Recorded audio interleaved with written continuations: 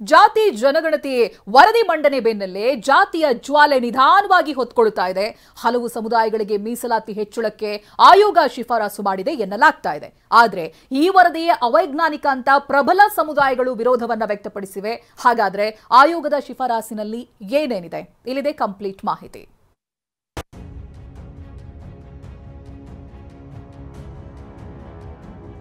ಈ ಜಾತಿ ಗಣತಿ ಏನಿದೆ ಅಲ್ಲ, ಈಗೇನು ಒಂದು ವರದಿ ಮಂಡನೆ ಆಗಿದೆಯಲ್ಲ, ಅದು ಗೊಂದಲದಲ್ಲಿ ಇರುವಂತಹ ವರದಿ. ಅನೇಕ ಮನೆಗಳಿಗೆ ಹೋಗಿಲ್ಲ, ಲಕ್ಷಾಂತರ ಮನೆಗಳಿಗೆ ಹೋಗಿಲ್ಲ, ಸರ್ವೆ ಮಾಡಿಲ್ಲ, ಆ ಸರ್ವೆ ಚೀಟಿಯನ್ನ ಅಂಟಿಸಿಲ್ಲ. ಸಮೀಕ್ಷೆಯನ್ನ ಪುನರ್ ಮಾಡುವಂಥದ್ದು ಒಳ್ಳೆಯದು.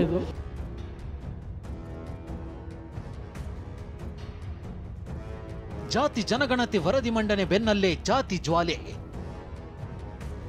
ರಾಜ್ಯದಲ್ಲಿ ಧಗಧಗಿಸುತ್ತಾ ಮೀಸಲಾತಿ ಕಿಚ್ಚು. ಜಾತಿ ಜನಗಣತಿಗೆ ಕೈ ಹಾಕಿರೋ ಸರ್ಕಾರ ವರದಿ ಬಗ್ಗೆ ಚರ್ಚಿಸಲು ಮುಹೂರ್ತ ಫಿಕ್ಸ್ ಮಾಡಿದೆ. ನಿನ್ನೆ ಕ್ಯಾಬಿನೆಟ್ನಲ್ಲಿ ಜಾತಿ ಜನಗಣತಿ ವರದಿ ಮಂಡನೆಯಾಗಿದ್ದು, ಮುಂದಿನ ವಾರ ಏಪ್ರಿಲ್ 17ರಂದು ವರದಿ ಕುರಿತು ಸಚಿವ ಸಂಪುಟ ಸಭೆಯಲ್ಲಿ ಚರ್ಚೆ ನಡೆಯಲಿದೆ. 50 ಸಂಪುಟಗಳ ಪೂರ್ಣ ಪ್ರಮಾಣದ ವರದಿ ಇದ್ದು, ಪ್ರಮುಖ ಅಂಶಗಳನ್ನು ಸಚಿವರ ಅಧ್ಯಯನಕ್ಕಾಗಿ ನೀಡಲಾಗಿದೆ. ಈ ಮಧ್ಯೆ ಹಿಂದುಳಿದ ವರ್ಗಗಳ ಆಯೋಗ ನೀಡಿರುವ ಜಾತಿ ಜನಗಣತಿ ವರದಿಯಲ್ಲಿ ಏನಿದೆ ಅನ್ನೋ ಅಂಶ ರಿವೀಲ್ ಆಗಿತ್ತು. ಈ ಎಕ್ಸ್ಕ್ಲೂಸಿವ್ ಮಾಹಿತಿಯನ್ನ ತೋರಿಸ್ತೀವಿ ನೋಡಿ. ಪ್ರಸ್ತುತ ರಾಜ್ಯದಲ್ಲಿ ಹಿಂದುಳಿದ ವರ್ಗಗಳಿಗೆ 32% ಮೀಸಲಾತಿ ಇದೆ. ಎಸ್ಸಿ ಎಸ್ಟಿ ಸಮುದಾಯಕ್ಕೆ 24.1% ಮೀಸಲಾತಿ ಇದೆ. ಎಸ್ಸಿ ಎಸ್ಟಿ ಮೀಸಲಾತಿಯನ್ನ ಯಥಾಸ್ಥಿತಿ ಕಾಯ್ದುಕೊಳ್ಳುವಂತೆ ತಿಳಿಸಲಾಗಿದ್ದು, ಹಾಲಿ ಇರುವ ಒಬಿಸಿ ಮೀಸಲಾತಿ 32% 51% ಹೆಚ್ಚಿಸುವಂತೆ ಶಿಫಾರಸು ಮಾಡಲಾಗಿದೆ. ಇದರಿಂದ ಪ್ರಬಲ ಸಮುದಾಯಗಳಾದ ಲಿಂಗಾಯತ, ಒಕ್ಕಲಿಗರಿಗೂ ಲಾಭವಾಗಲಿದ್ದು, ಒಂದು ವೇಳೆ ವರದಿ ಜಾರಿಯಾದರೆ ಲಿಂಗಾಯತ, ಒಕ್ಕಲಿಗರ ಮೀಸಲಾತಿ 3% ಹೆಚ್ಚಳವಾಗುವ ಸಾಧ್ಯತೆ ಇದೆ. ಮುಸ್ಲಿಂ ಜನಸಂಖ್ಯೆ ರಾಜ್ಯದಲ್ಲಿ 75,72,000ದಷ್ಟಿದ್ದು, ಇವರ ಮೀಸಲಾತಿಯನ್ನ 4% ಏರಿಸಲು ಶಿಫಾರಸು ಮಾಡಿದೆ. ಯಾಕಂದ್ರೆ ಪರಿಶಿಷ್ಟ ಜಾತಿಯವರ ಜನಸಂಖ್ಯೆ ರಾಜ್ಯದಲ್ಲಿ 1 ಕೋಟಿಗೂ ಹೆಚ್ಚಿದೆ. ಪರಿಶಿಷ್ಟ ಜಾತಿ ಬಿಟ್ರೆ ವರದಿ ಪ್ರಕಾರ ಮುಸ್ಲಿಮರ ಜನಸಂಖ್ಯೆ ಹೆಚ್ಚಿದೆ ಎನ್ನಲಾಗಿದೆ. ಹಾಗಾಗಿ ಮುಸ್ಲಿಮರಿಗೂ ಮೀಸಲಾತಿ ಹೆಚ್ಚಿಸಲು ಶಿಫಾರಸು ಮಾಡಿದೆ ಅಂತ ಮೂಲಗಳಿಂದ ತಿಳಿದು ಬಂದಿದೆ. ಈ ಬಗ್ಗೆ ಏಪ್ರಿಲ್ 17ರಂದು ನಡೆಯುವ ಸಭೆಯಲ್ಲಿ ಅಂತಿಮ ನಿರ್ಣಯ ಹೊರಬೀಳುವ ಸಾಧ್ಯತೆ ಇದೆ.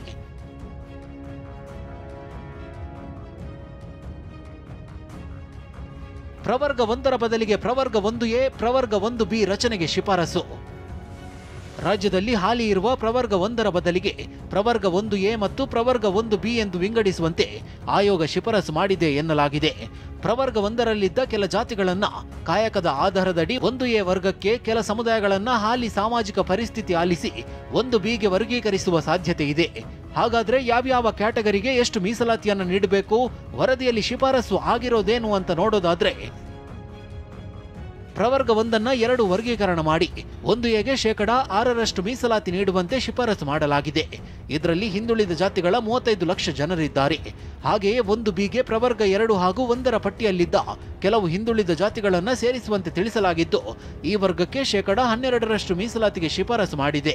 ಹಾಗೆಯೇ 2Aಗೆ 10% ಮೀಸಲಾತಿ, 2Bನಲ್ಲಿರುವ ಮುಸ್ಲಿಮರಿಗೆ 4% ಮೀಸಲಾತಿ ಹೆಚ್ಚಿಸಿ 8% ಮೀಸಲಾತಿ ನೀಡಬಹುದೆಂದು ಆಯೋಗ ಅಭಿಪ್ರಾಯಪಟ್ಟಿದೆ.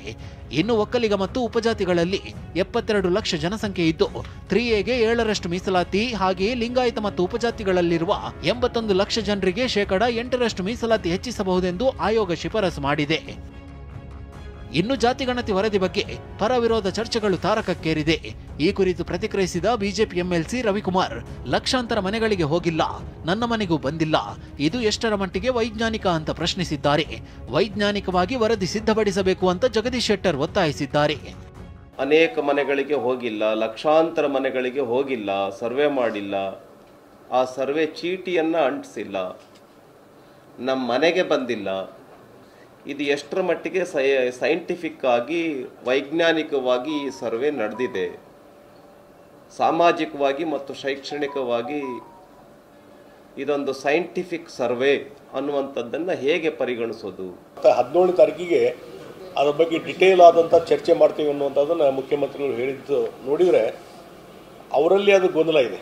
ಈ ಜಾತಿ ಗಣತಿ ಏನಿದೆ ಅಲ್ಲ, ಈಗೇನು ಒಂದು ವರದಿ ಮಂಡನೆ ಆಗಿದೆಲ್ಲ, ಅದು ಗೊಂದಲದಲ್ಲಿ ಇರುವಂಥ ವರದಿ. ಇವತ್ತು ಪ್ರತಿಯೊಬ್ಬರು ಮನೆಗೆ ಹೋಗಿ ಸರ್ವೆ ಮಾಡಬೇಕು, ಮಾಹಿತಿ ತೆಗೆದುಕೊಳ್ಬೇಕು. ಇವತ್ತು ಎಷ್ಟೋ ಜನರಿಗೆ ಇದು ಗುರ್ತಾ ಇಲ್ಲ. ಒಂದು ಸೈಂಟಿಫಿಕ್ ಆದಂಥ ಒಂದು ಸಮೀಕರಣ ಆಗಬೇಕು, ಜಾತಿಗಳ ಸರ್ವೆ ಆಗಬೇಕು, ಒಂದು ಸೈಂಟಿಫಿಕ್ ಆಗಬೇಕು. ಇನ್ನು ಜಾತಿ ಗಣತಿ ವರದಿಗೆ ಒಕ್ಕಲಿಗರ ಸಂಘವು ವಿರೋಧ ಮಾಡಿದೆ, ಹೊಸ ಸಮೀಕ್ಷೆಗೆ ಒತ್ತಾಯಿಸಿದೆ. ಏನು ವರದಿ ಇವತ್ತು ಅವರು ಕ್ಯಾಬಿನೆಟ್ಗೆ ತಂದಿದ್ರು ಅದು ಅವೈಜ್ಞಾನಿಕ ಅಂತ ನಾವು ನಮ್ಮ ರಾಜ್ಯ ಒಕ್ಕಲಿಗರ ಸಂಘದಿಂದ ಇವತ್ತು ನಾವು ಹೇಳ್ತಾ ಇದ್ದೀರಿ. ಯಾತಕ್ಕೆ ಇದು ಅಂತಂದರೆ ಇದು 2011ರಲ್ಲಿ ಆಗಿರ್ತಕ್ಕಂಥದ್ದು. ಇದು ಪ್ರತಿ ಏನು ಬ್ಯಾಕ್ವರ್ಡ್ ಕಮಿಷನ್ ಆಕ್ಟ್ ಪ್ರಕಾರ ಇದು ಬಿಡುಗಡೆ ಮಾಡೋಂಗೇ ಇಲ್ಲ. ಬಾಳೆಹೊನ್ನೂರು ಮಠದ ರಂಭಾಪುರಿ ಜಗದ್ಗುರುಗಳು ಸಹ ಮತ್ತೆ ಜಾತಿ ಸಮೀಕ್ಷೆ ನಡೆಸೋದು ಒಳ್ಳೆಯದು ಅಂತ ಅಭಿಪ್ರಾಯಪಟ್ಟಿದ್ದಾರೆ. ಏನು ಜಾತಿ ಜನಗಣತಿ ಆಗಿದೆ ಅದು ಸರಿಯಾದಂಥ ರೀತಿಯಲ್ಲಿ ಕ್ರಮಬದ್ಧವಾಗಿ ಆಗಿಲ್ಲ ಅನ್ನುವಂಥದ್ದು ಹಲವಾರು ಸಮುದಾಯಗಳ ಜನರ ಒಂದು ಕೊರಗು ಕೂಡ ಇದೆ. ಅದಕ್ಕಾಗಿ ಖುದ್ದಾಗಿ ಸಮೀಕ್ಷೆಯನ್ನು ಪುನರ್ ಮಾಡುವಂಥದ್ದು ಒಳ್ಳೆಯದು. ಹೀಗೆ ಇದನ್ನೇ ಅವರು ಏನಾದರೂ ಮುಂದುವರಿಸಿದಾದರೆ ಇದರಿಂದ ಈ ನಾಡಿನಲ್ಲಿ ಜಾತಿಗಳ ಸಂಘರ್ಷ ಇನ್ನಷ್ಟು ಹೆಚ್ಚಾಗಿ ಅನಾಹುತಕ್ಕೆ ಕಾರಣವಾಗಬಹುದು. ಜಾತಿಗಣತಿ ವರದಿ ಮಂಡನೆಯನ್ನ ಕಾಂಗ್ರೆಸ್ ಹಿರಿಯ ನಾಯಕ ಬಿಕೆ ಹರಿಪ್ರಸಾದ್ ಸ್ವಾಗತಿಸಿದ್ದಾರೆ. ಮಾನ್ಯ ಸಿದ್ದರಾಮಯ್ಯನವರು ಮೊದಲನೇ ಹೆಜ್ಜೆ ಇಟ್ಟಿದ್ದಾರೆ, ಅದು ಸ್ವಾಗತಾರ್ಥ. ಅವ್ರಿಗೆ ನಾನು ಅಭಿನಂದಿಸ್ತೇನೆ. ಇದು ಭಾಳ ಮೊದಲೇ ಆಗಬೇಕಾಗಿತ್ತು, ತಡವಾದ್ರೂ ಸಹ ಈ ಒಂದು ವರದಿಯನ್ನು ಮಂತ್ರಿಮಂಡಲದಲ್ಲಿ ಈಗಾಗಲೇ ಅದನ್ನು ಪ್ರಸ್ತಾಪ ಮಾಡಿದ್ದಾರೆ. ಸದ್ಯ ಹಿಂದುಳಿದ ವರ್ಗಗಳ ಆಯೋಗ ನೀಡಿರುವ ವರದಿಗೆ ಪರವಿರೋಧ ವ್ಯಕ್ತವಾಗ್ತಿದೆ. ಏಪ್ರಿಲ್ 17ರಂದು ಏನಾಗಲಿದೆ ಅನ್ನೋ ಕುತೂಹಲ ಗರಿಗೆದರಿದೆ. Bureau report, TV9.